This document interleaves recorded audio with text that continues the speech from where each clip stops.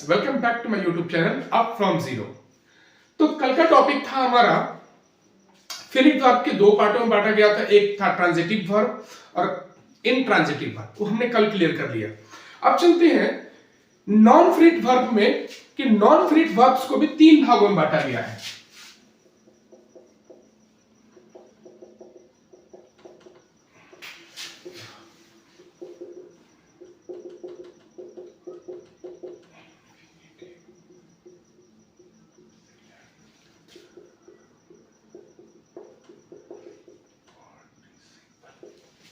कि क्रिया का मूल रूप जिसके आगे प्राय टू लगा रहता है, हमेशा नहीं, याद रखिएगा, हमेशा नहीं, प्राय। ठीक है, तो अब हम थोड़ा सा एग्जांपल के थ्रू में समझने की कोशिश करते हैं। I want to write. ठीक है, अब देखिए राइट से पहले टू लगा है, यानी ये इन्फिनेटिव है। वेट, एक चीज याद रखिएगा कि अगर two is not use before a verb coming of the models, याद रखिएगा कि किसी भी मॉडल में अगर हो, जैसे ऑक्सिलरी वर्ब में मैंने मॉडल्स बताए थे आपको, उससे पहले टू नहीं लगाते हैं, क्योंकि मॉडल वर्ब्स के बाद आने वाले वर्ब से पहले टू नहीं लगा रहता है। अब एग्जांपल लीजिए उसके, जैसे वी कैन राइट इंग्लिश, यानी मैं अंग्रेजी, हम लोग अंग्रेजी लिख सकते हैं। ठीक है, तो याद रखिए कि ये क्या है, ये ऑक्सिलरी वर्ब में मॉडल्स है। मैं आपको पहले बता चुका हूं पिछली वीडियो में। ये कैन जो है आपका मॉडल्स है, तो मॉडल्स अगर लगा हो तो हम वहां टू का इस्तेमाल नहीं करेंगे। ठीक है, चलिए अब समझते हैं जिरंड। जब वर्ब के साथ आईएनजी हो, ठीक है, यानी वर्ब प्लस आईएनजी का प्रयोग अगर हम नाउन की तरह करें तो इसे जिरंड कहते हैं। जिरंड भी कहते हैं और वर्बल नाउन भी कहते हैं, क्योंकि इसमें वर्ब से बना हुआ नाउन है।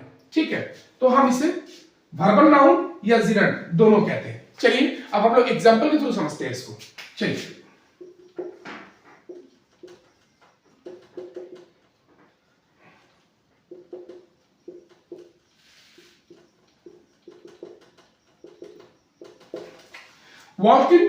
Walking is a good exercise.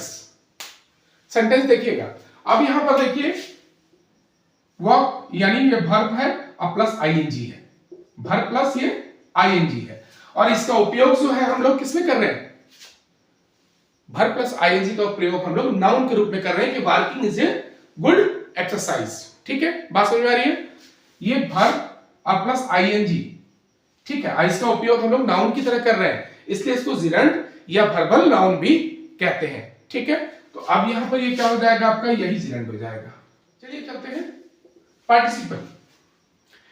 Participle एक ऐसा शब्द है जो कुछ वर्ब और कुछ आपको एडजेक्टिव जैसा लगता है। कहने का मतलब ये है कि पार्टिसिपल जो है ये एक ऐसा शब्द है जो कुछ ये वर्ब की तरह लगता है और कुछ ये एडजेक्टिव की तरह, मतलब ये वाक्य दोनों में काम करता है। पार्टिसिपल जो है एक ऐसा शब्द है जिसमें कुछ वर्ब के भी अंश होते हैं और कुछ एडजेक्टिव के भी, मतलब ये दोनों भाव में काम करता है। जैसे अब इसे एग्जांपल के थ्रू समझते हैं जरा।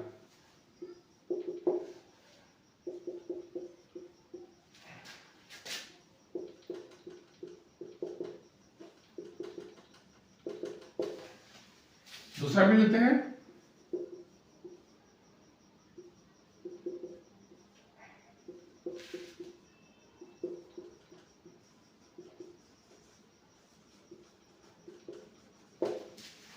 चलिए अभी सेंटेंस को देखिए, आई शॉ ए रनिंग ट्रेन। ठीक है, और दूसरा देखिए कि America is a developed country. देखिए ये भी नाउन है, ये भी नाउन है। अगर इसमें कोई आपसे पूछे कि वर्ब कौन सा है तो डेफिनेटली आप बोलेंगे रनिंग। ठीक है, तो ये रनिंग देखिए और इसमें ये डेवलप्ड देखिए, ये नाउन की विशेषता बता रहा है कि भाई कैसे तो विकसित है। ठीक है, और ये ट्रेन कह रहा है तो भाई दौड़ रही है, चल रही है।